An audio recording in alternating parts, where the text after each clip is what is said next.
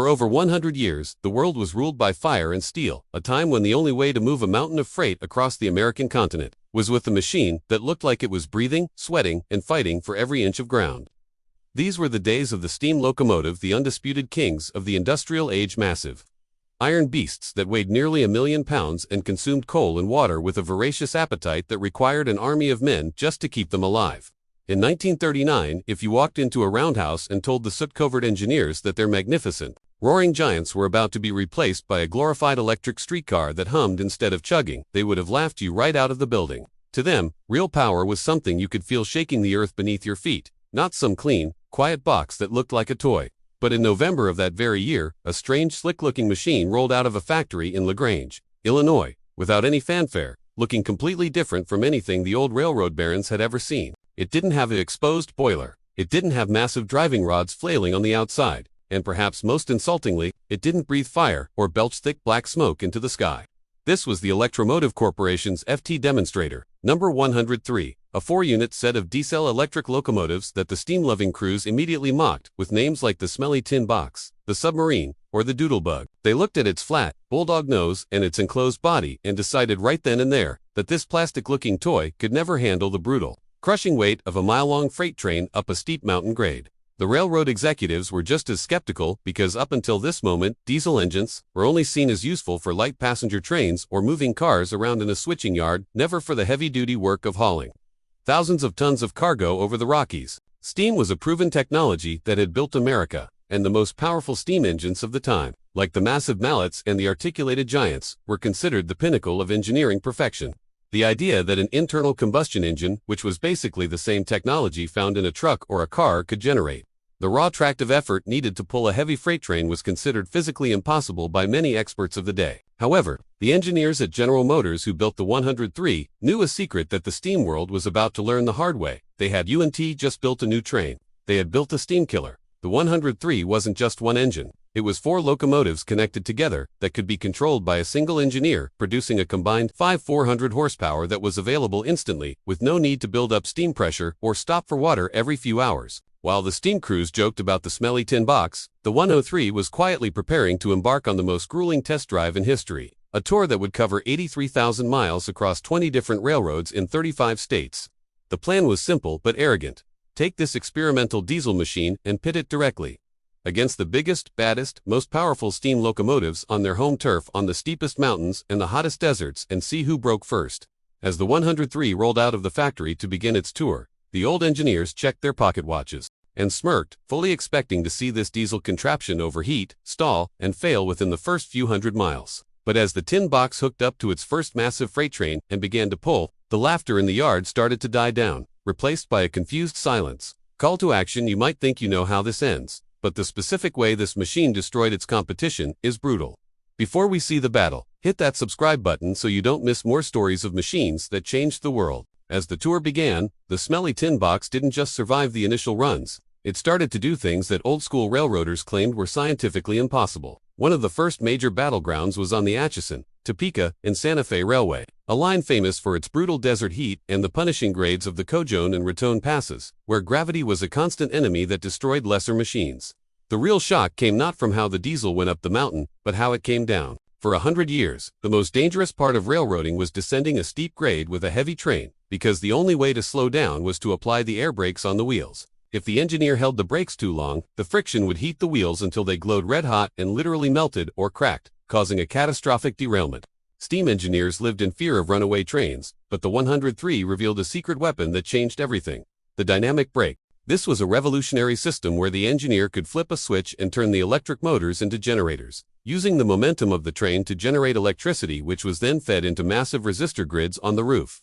Essentially, the locomotive used its own power to hold the train back without the brake shoes ever touching the wheels, turning the Smelly Tin Box into a massive, controlled anchor. On one specific test run down a terrifying grade, the steam engineers watched in disbelief as the 103 descended the mountain at a perfectly controlled speed without using the air brakes a single time, arriving at the bottom with cool wheels, while the steam engine crews would have been sweating bullets and praying their brakes didn't fail. The humiliation of steam continued as the 103 moved to the Northern Pacific and the Great Northern Lines, where it went head-to-head with the massive Z-Class articulated steam engines. In one famous instance, the 103 pulled a freight train that was so heavy it had previously required 2 or 3 steam locomotives to move, and it did it alone, and it did it faster. The steam locomotives required stops every 50 to 100 miles to refill their massive tenders with water, a process that took time and manpower, while the diesel 103 just kept running for 500 miles without stopping like a marathon runner that never needed a water break. The defining moment of the tour, the moment the war was truly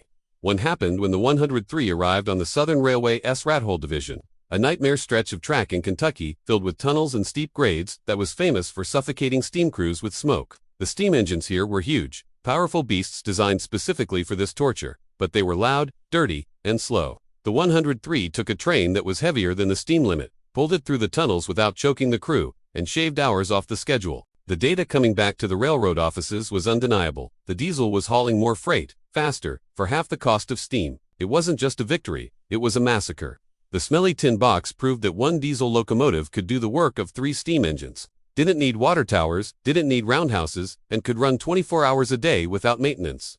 The steam engineers who had mocked the boxy shape were now staring at the future, and they realized with a sinking feeling in their guts that their beloved giants were walking dead men. The data was clear, but the emotional toll of retiring these iron giants was huge. If you're enjoying this deep dive into history, leave a like on the video. It tells YouTube you want more content like this. The aftermath of the 103's tour was swift, brutal, and absolute, triggering an industrial extinction event unlike anything the world had ever seen. Railroad presidents looked at the numbers. The 103 had produced the fuel savings, the maintenance reduction, the speed, and they didn't just order a few diesels. They canceled their orders for steam engines overnight. The Santa Fe Railway, which had been one of the biggest skeptics, was so impressed by the Smelly Tin Box that they immediately ordered the first production models, kicking off a frenzy that would see every major railroad in America rushing to buy these machines. This marked the end for the big 5 types of steam giants that had ruled the rails: the articulated mallets, the massive 2210-4 South, the powerful 484 Northerns, the heavy 2882s, and eventually even the legendary big boys of the Union Pacific. These engines, some of which were only a few years old and had been built to last for decades, were suddenly rendered obsolete, not because they were broken, but because they were simply too expensive to operate compared to the diesel. Within roughly 15 years of the 103's tour, the glorious steam era, which had lasted for over a century, was effectively over, wiped out by the efficiency of the internal combustion engine. It is heartbreaking to look back at photos from the 1950s, which show miles of magnificent steam locomotives, machines that were essentially works of art lined up in scrapyards, waiting to be cut apart by torches.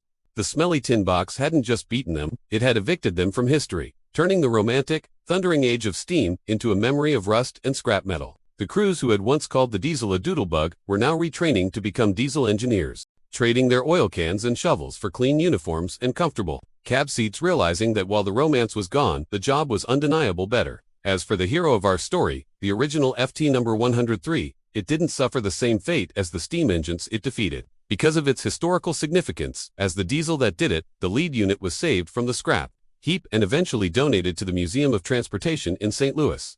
It sits there today, a quiet, unassuming green box that doesn't look particularly dangerous or imposing, but holds the distinction of being the single most disruptive machine in railroad history. It stands as a monument to the moment technology shifted, proving that sometimes the ugly, boring, efficient option wins simply because it works better than the beautiful, romantic giant. The legacy of the 103 is visible in every train that passes you today, from the high-speed passenger rails to the mile-long freight haulers. They are all descendants of that first tin box. We often romanticize the past, wishing for the smoke and the noise of the steam era. But the reality is that the 103 built the modern world of logistics we rely on today. It was a revolution that arrived, not with a bang, but with a hum. Would you have preferred to be an engineer in the steam era, fighting the fire and the heat, or in the comfort of the diesel cab? Let me know in the comments below. And if you want to support the channel, check out the link in the description. Thanks for watching.